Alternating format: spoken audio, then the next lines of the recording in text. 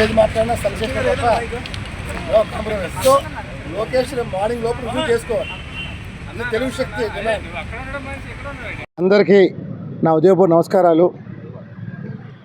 ఈరోజు గాంధీ గారికి దండి వేయటానికి ముఖ్య కారణం గాంధీ గారు ఏదైతే చెప్పారో చెడు వినకు, చెడు చూడకు, చెడు మాట్లాడకని.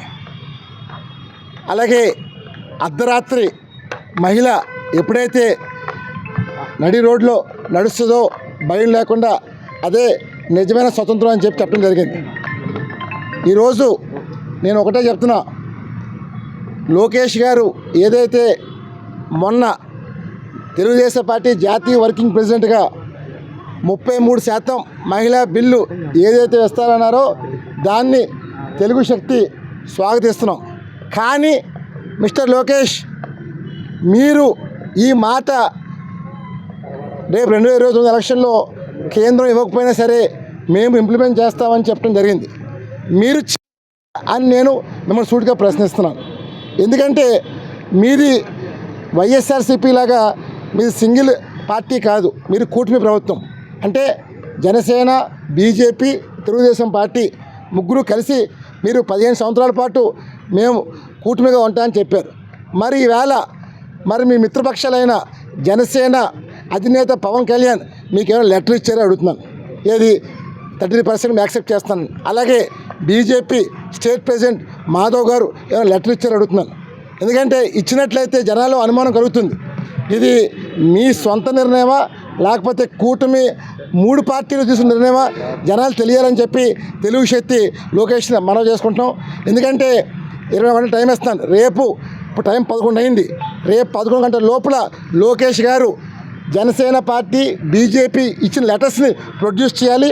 ఆర్ జనసేన అధినేత పవన్ కళ్యాణ్తో కానీ బీజేపీ రాష్ట్ర అధ్యక్షుడు మాధవ్తో కానీ చెప్పించాలి. ఏమని, మేము 33%కి మేము ఆమోదిస్తున్నాం అని చెప్పి మీరు చెప్పించాలి. లేని పక్షంలో మీ మాటకి క్రెడిబిలిటీ ఉండదని చెప్పి మనం చేస్తాం.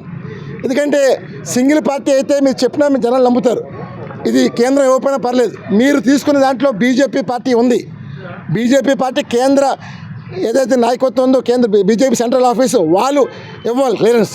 వాళ్ళు ఇవ్వకుండా బీజేపీ వాళ్ళు చెప్పడానికి లేదు. అందువల్ల ఒక స్టేట్మెంట్ ఇచ్చే ముందు మీరు గతంలో చంద్రబాబు నాయుడు ఎలాగైతే ఆంధ్రప్రదేశ్ విభజించమని చెప్పి ఎలాగైతే లెటర్ ఇచ్చారో ఆ లెటర్ బేస్ చేసుకొని రాష్ట్రం విడిపోయింది. మరి ఈవేళ మీరు 33% ఇంప్లిమెంట్ చేస్తారన్నారు. దానికి మాకు రుజువు కావాలి. పవన్ కళ్యాణ్ చేత, బీజేపీ చేత రుజువు కావాలని చెప్పి కోరుతున్నాం.